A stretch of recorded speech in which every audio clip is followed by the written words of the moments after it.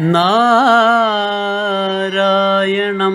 നമസ്കൃത്യ നരം ചൈവ നരോത്തമം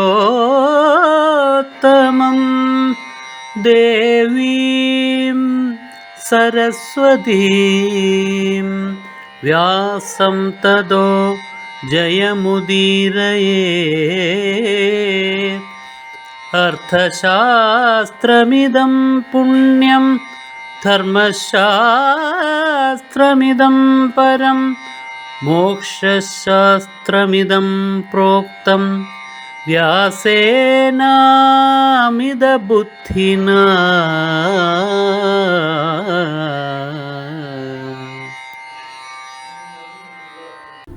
അഹങ്കാരികൾക്കെല്ലാം പറ്റുന്ന കുഴപ്പം ഇതാണ്. അവർ സജ്ജനങ്ങളുടെ വാക്കുകളെ പരിപൂർണമായിട്ടും തള്ളിക്കളഞ്ഞ ആപത്തിൽ പെടുന്നു. അതിൻ്റെതായ എത്രയോ സന്ദർഭങ്ങൾ അല്ലയോ ദുര്യോധന നിന്റെ ജീവിതത്തിലുണ്ടായി. നീ അതെല്ലാം ചെയ്തു.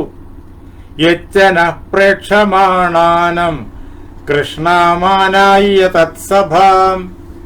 ഞങ്ങള് വയസ്സ് എന്ന നിന്റെ കാരണവന്മാര്, നിന്നെ പഠിപ്പിച്ച ആളുകള്, അങ്ങനെയുള്ള ആളുകൾ ഇരിക്കുന്നതായ സഭയില് നീ അന്ന് എന്താ ചെയ്തത്? കൃഷ്ണയെ, പാഞ്ചാലിയെ വലിച്ചിഴച്ചു കൊണ്ടുവന്നു. നീയാണല്ലോ ആജ്ഞാപിച്ചത് പാഞ്ചാലിയെ കൊണ്ടുവരാൻ. നീയാണല്ലോ ദുശാസനന് കൽപ്പന കൊടുത്തത്. സ്ത്രീകൾ അന്നത്തെ രീതിയിൽ സഭയിലേക്ക് വരില്ല. പക്ഷെ ഇവിടെ പാഞ്ചാലിയെ പിടിച്ചു വലിച്ചു കൊണ്ടുവന്നു. ഇന്ദ്രപ്രസ്ഥത്തിലെ മഹാറാണിയാണ്, പാണ്ഡുവിന്റെ മരുമകളാണ്. അവിടെ ആ സഭയിലെ അഗ്രാസനത്തിലിരിക്കുന്ന ധൃതരാഷ്ട്രന്റെയും മരുമകളാണ്. പക്ഷെ ആ ധൃതരാഷ്ട്രന് പോലും ആ ബോധമില്ലാതെ പോയി. അങ്ങനെ അന്ന് നീ കൃഷ്ണയെ കള്ളച്ചൂതിൽ നീ തോൽപ്പിച്ചിട്ട്, യുധിഷ്ഠിരനെ തോൽപ്പിച്ചിട്ട് കൃഷ്ണയെ ആ സഭയിലേക്ക് വലിച്ചിഴച്ചു കൊണ്ടുവന്നു. നീ എന്തിനത് ചെയ്തു? ഏതെങ്കിലും ഒരു മനുഷ്യൻ ആ പ്രകാരത്തിൽ ഒരു സ്ത്രീയോട് പ്രവർത്തിക്കുമോ? അനർഹന്തീം കുലേ ജാതാം സർവധർമാനുചാരിണീം. ആ കൃഷ്ണ പാഞ്ചാലി ഏതു പ്രകാരത്തിലുള്ളവളാണ്? അവളെ അവിടെ കൊണ്ടുവരാൻ പാടില്ല. ഒന്ന്, സ്ത്രീകൾ സഭയിലേക്ക് വരില്ല. രണ്ട്, അവൾ അപ്പോൾ സ്ത്രീധർമ്മിണിയാണ്, രജസ്വലയാണ്, ഏകവസ്ത്രധാരിണിയാണ്. അതുകൊണ്ട് അവിടെ കൊണ്ടുവരാൻ പാടില്ലാത്തതാണ്. അങ്ങനെയുള്ള പാഞ്ചാലിയെ നീ കൊണ്ടുവന്നു. ആ പാഞ്ചാലി ആരാ? കുലേജാതാം, കുടുംബത്തിൽ പിറന്നവൾ. ആ കുടുംബത്തിന്റെ മഹത്വം മുഴുവൻ നിലനിർത്തുന്നവൾ, കുലീനയായ ഒരു കുടുംബിനി. അതാണ് പാഞ്ചാലി. ആ പാഞ്ചാലിയെ കുറിച്ച് ആ സഭയിൽ വെച്ച് നീയും നിന്റെ കൂട്ടുകാരും എന്തൊക്കെയാ പറഞ്ഞത്, എന്തൊക്കെയാ പ്രവർത്തിച്ചത്, അതൊക്കെ ഓർത്തു നോക്കൂ. ആ പാഞ്ചാലി എങ്ങനെയുള്ളവൾ എന്ന് വീണ്ടും ദ്രോണം പറയുന്നു. സർവ ധർമാനുചാരിണീം. ഒരു മനുഷ്യൻ അനുഷ്ഠിക്കേണ്ടതായിട്ടുള്ള സകല ധർമ്മങ്ങളും പാലിക്കുന്നവളാണ് പാഞ്ചാലി. ഏതവസ്ഥയിലും ധർമ്മത്തിൽ നിന്ന് വ്യതിചലിക്കില്ല. അന്ന് ആ മഹാസഭയിൽ വെച്ച് ഭീഷ്മൻ തന്നെ പറഞ്ഞു, അലയോ പാഞ്ചാലി, കുലേഷു ജാത കല്യാണി വ്യസനാഭ്യാഗത ഭൃശം ധർമ്മ്യാൻ മാർഗാന്നച്യവന്തേ യഥാനസ്ത്വം മധുസ്ഥിത എന്ന് ഭീഷ്മൻ തന്നെ പറയുന്ന വാക്യം നമുക്ക് കേൾക്കാൻ കഴിയും. അലയോ പാഞ്ചാലി, നീ കുടുംബത്തിൽ പിറന്നവളാണ്. കുലേഷു ജാത കല്യാണി, നീ ഈ പ്രകാരത്തിലുള്ള ഭയങ്കരമായൊരു വിപത്തിന്റെ നടുവിൽ പെട്ടുപോയി. നിന്റെ തെറ്റുകൊണ്ടല്ല, പക്ഷെ നീ ഇങ്ങനൊരു വിപത്തിൽ പെട്ടുപോയി. എന്നിട്ടും ധർമ്മത്തിന്റെ മാർഗത്തിൽ നീ വ്യതിചലിക്കുന്നില്ല. നീ ആ ധർമ്മത്തിൽ തന്നെ ഉറച്ചു നിൽക്കുന്നു. നീ മറ്റാരെയും ഉപദ്രവിക്കാനോ, മറ്റാരെയെങ്കിലും ചീത്ത പറയാനോ, മറ്റാരുടെയെങ്കിലും പുറത്ത് കുറ്റം ചാരാനോ ഒന്നിനും പ്രയത്നിക്കുന്നില്ല.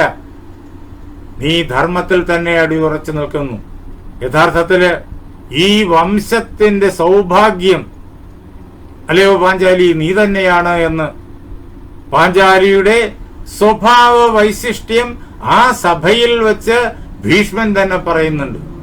അത് കേട്ടെങ്കിലും ദുര്യോധനാദികൾക്ക് വിവേകം ഉണ്ടാകണമായിരുന്നു, ഉണ്ടായില്ല. എന്ന് മാത്രമല്ല, ഇത് കേട്ടതിന് ശേഷമാണ് കർണൻ പാഞ്ചാലിയുടെ വസ്ത്രം പിടിച്ചഴിക്കാൻ ദുശാസനന് നിർദ്ദേശം കൊടുത്തത്.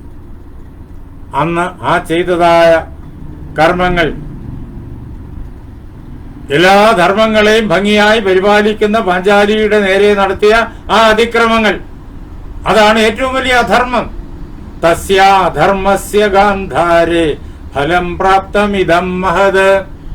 അല്ലയോ ഗാന്ധാരിയുടെ പുത്രനായിരിക്കുന്ന ദുര്യോധന, ഗാന്ധാരി ധർമ്മത്തിന്റെ മൂർത്തിമത് ഭാവമാണ് എന്ന് നാം പറയേണ്ടി വരും. ധർമ്മം ആചരിക്കുന്ന കാര്യത്തില് ആ അമ്മ അങ്ങേയറ്റം നിഷ്ഠയുള്ളവളാണ്.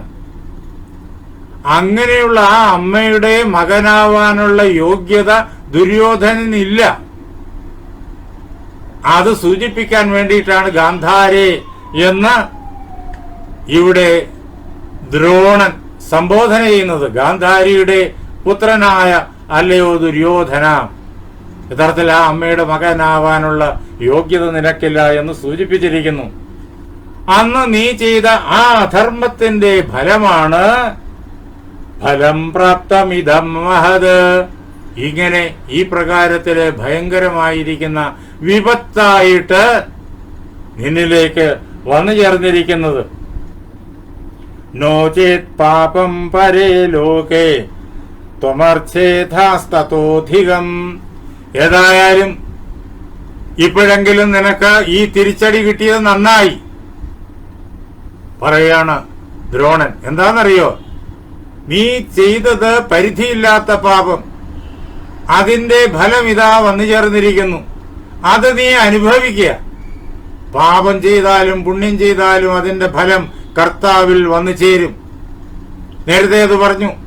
ചിലപ്പോൾ ഉടനെ വരും, ചിലപ്പോൾ അടുത്ത ദിവസം വരും, ചിലപ്പോൾ കുറെ കാലം വരും, കഴിഞ്ഞു വരും, ചിലപ്പോൾ അടുത്ത ജന്മങ്ങളിലായിരിക്കും വരിക. പക്ഷേ അത് വരുമെന്നുള്ളത് ഉറപ്പാണ്. അതൊരിക്കലും ഇല്ലാതാവില്ല, അത് ഒഴിഞ്ഞു പോവുകയുമില്ല. ആ നീ ചെയ്ത പാപത്തിന്റെ ഫലം ഇനി അടുത്ത ജന്മങ്ങളിലോ അല്ലെങ്കിൽ നീ ഈ ശരീരം വെടിഞ്ഞതിന് ശേഷം വേറെ ഏതൊക്കെ ലോകങ്ങളിൽ പോകുന്നു അവിടങ്ങളിലോ വന്നു ചേർന്ന് അവിടെ കിടന്ന് കഷ്ടപ്പെടാതെ നീ ഇവിടെ കിടന്ന് കുറെയെങ്കിലും കഷ്ടപ്പെട്ട് അനുഭവിച്ചിട്ട് പോയാൽ അത്രയും ഭാരം കുറയും. ഇപ്പോ എന്തുകൊണ്ടാണ് ഈ ആപത്തുകൾ വന്നു ചേർന്നതെന്ന് മനസ്സിലാക്കാൻ നിനക്ക് കഴിയും. കാരണം ഈ ക്രൂരകർമ്മങ്ങളെല്ലാം അധർമ്മമെല്ലാം ചെയ്തത് നീയാണ്.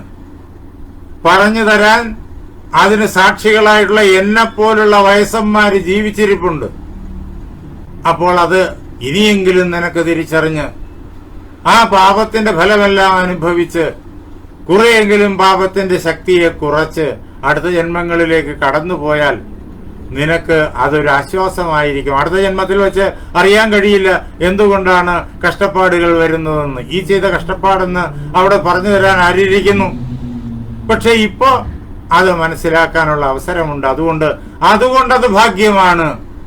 നീ കുറേയേറെ ഇവിടെ വച്ച് തന്നെ അനുഭവിച്ചു തീർക്ക് എന്ന് ദ്രോണൻ വളരെ ശക്തമായിട്ട് പരുഷമായി തന്നെ ദുര്യോധനന്റെ പാരുഷ്യത്തിന് കൃത്യമായ പരുഷതയുടെ ശക്തിയോടുകൂടിയതായ മറുപടി നൽകുന്നു.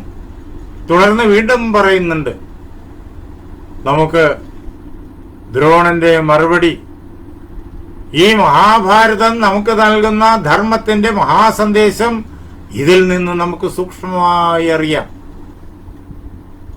അത് നമുക്ക് നാളെ രാത്രി 8:30 കേട്ട് നമുക്ക് കൂട്ടായി വിചിന്തനം ചെയ്ത് ധർമ്മത്തിന്റെ ഈ സൂക്ഷ്മ നിയമങ്ങൾ പഠിക്കാം.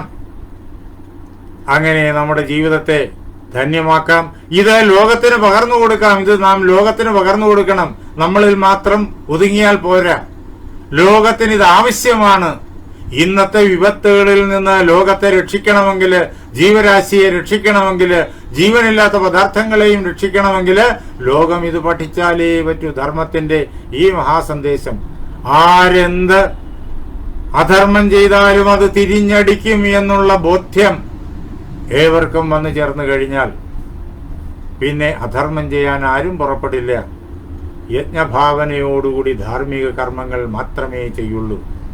നാളെ രാത്രി 8:30 നമുക്ക് ഇതേപോലെ ഒരുമിച്ച് കൂടാം.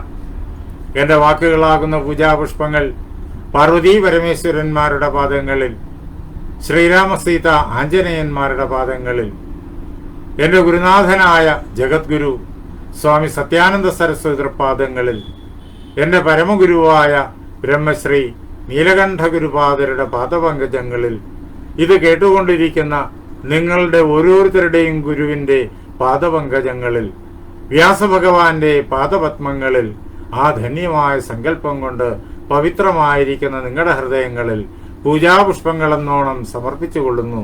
ജയ് സീതാറാം.